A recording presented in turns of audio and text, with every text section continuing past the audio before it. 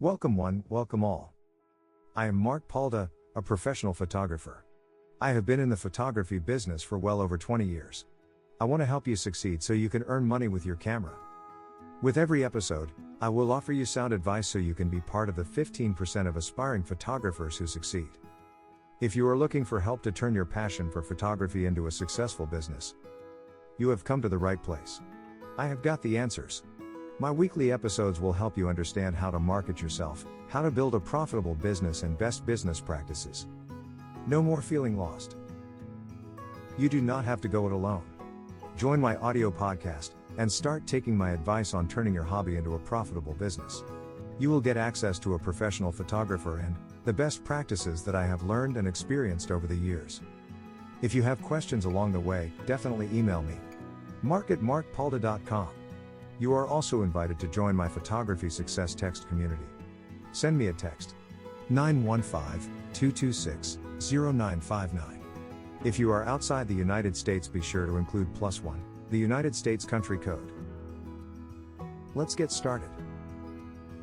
Today, we will discuss common mistakes even professional photographers make. The best photographers have to start somewhere.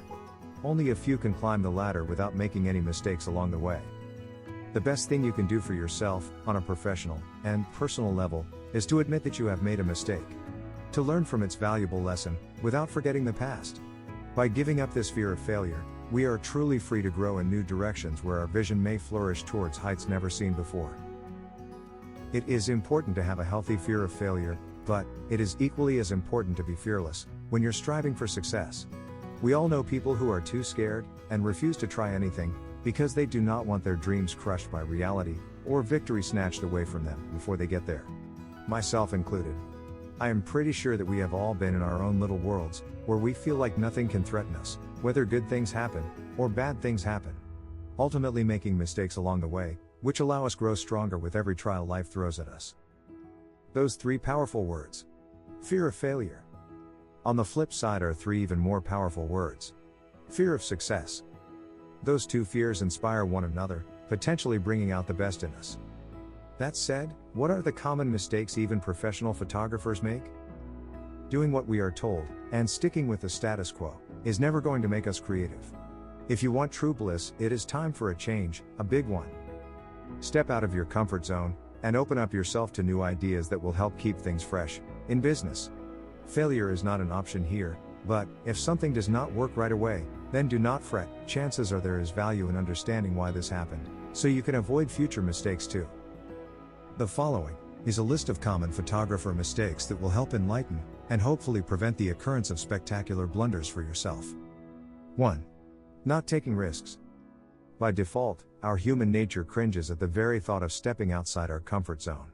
We tend to gravitate toward what is safe and easier to control. However, the art of photography often requires new experimentation and a degree of risk, without which our work cannot evolve.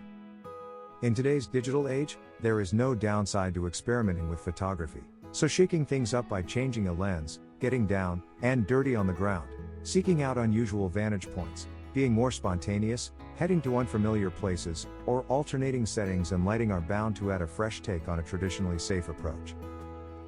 2. Saying yes to everything. At the beginning, we may be tempted to say yes. Yes, to everything. We will become such people pleasers that we will commit to anything, from booking a photo shoot under poor lighting conditions, offering discounts, or even working for free, agreeing to verbal contracts, and even allowing clients to control the final outcome. While these may seem like great tactics to help get a business off the ground, properly evaluating the request and saying no is the best way to establish boundaries and offer top quality work. By setting the right expectations, we can avoid unwanted situations and create a positive experience for both ourselves and the client. 3. Oversharing. The digital age offers us unlimited film, so it may be tempting to share too many photos from a shoot. Failure to self-critique and narrow down a pre-selection of best quality frames will only create an image overload and give the impression of amateur work. In my photography classes, I talk a lot about the importance of self-editing. I strongly suggest to you today to become a pain-in-the-butt self-editor of your own photographs. Offering too many choices will only dilute the quality of our work. The same applies to the notorious portfolio. Our portfolio is a representation of our work. Clients should only see the very best of your best at all times. 4. Not staying fresh. Keeping a website, blog, or Instagram feed updated and relevant is the most important way to increase traffic and promote client engagement. Stale or dated content will give the impression that the business is no longer in operation. Website and blog content must be promoted and edited on a constant basis. Preparing a detailed schedule will ensure the regular update of blogs and websites. Once the target audience has been determined, it is recommended to post content and share it on social media twice a week. 5. Failure to network. As you probably already know, a fruitful photography business will consist of roughly 20% photography and 80% marketing. Whoa! Did I just say that? I just revealed one of the dreary secrets about being a professional photographer that is not so glamorous. Suffice to say, that networking is a critical component of any successful endeavor. To stay afloat in a competitive market, it is advised to keep a rotating client base because contacts and referrals are indispensable. Networking is an easy and efficient way to connect with people and foster relationships with potential clients. Establishing personal relationships with people by showing interest in their work and general well-being is mutually beneficial and an extremely cost-effective strategy to grow a business. 6. Becoming a gearhead. The latest photography technology can be irresistible. With so many new gadgets hitting the market, we can easily become consumed by a desire to have them all. But accumulating the latest gear can be expensive and unnecessary, and it will rarely make anyone become a better photographer. There will be times when new equipment will be required as a means of obtaining more clients, but before making any purchase, it is crucial to carefully weigh its pros and cons. When in doubt, we must remember that the photograph makes the photographer, not the gear.